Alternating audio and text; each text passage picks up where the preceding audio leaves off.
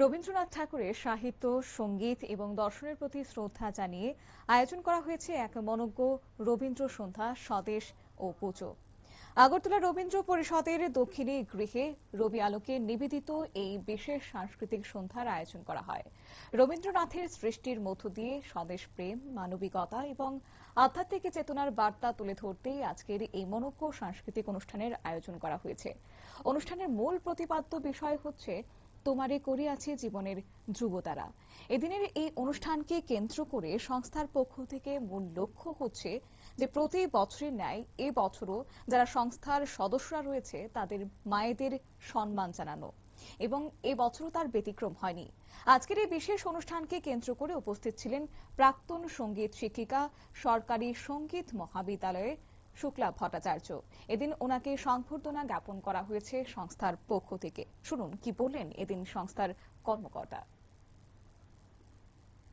এটা হচ্ছে রবি আলোকের পক্ষ থেকে।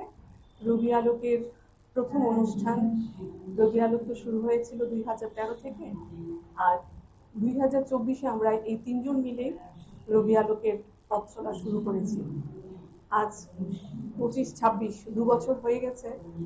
26 থেকে আমরা শুরু করলাম আমাদের এই অনুষ্ঠান। আশা করি অনুষ্ঠান চলতেই থাকবে। সব থেকে বড় কথা হলো আজকে আমরা যে স্যারের ছাত্রী, স্যারকে আজকে পাইনি।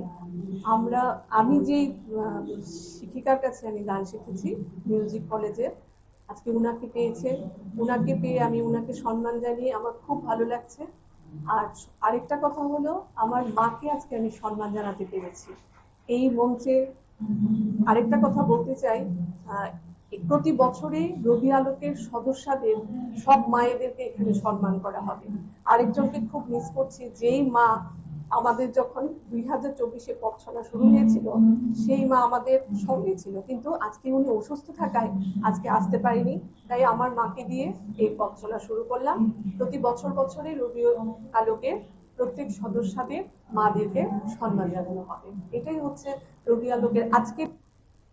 এদিন অনুষ্ঠানে অংশগ্রহণ করেছে বিদ্যা ওয়েলফেয়ার সোসাইটি, ছন্দনীর, সৃজন, কেতকী, সুরারণ্য, বৈদিক ও রবি আলোক।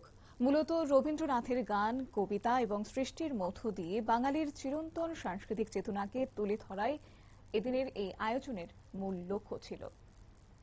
সংবাদ আপাতত এই পর্যন্তই। পরবর্তী আপডেট দেখার জন্য চোখ রাখুন শুধুমাত্র নিউজ ভ্যানগার্ডের পর্দায়। নমস্কার।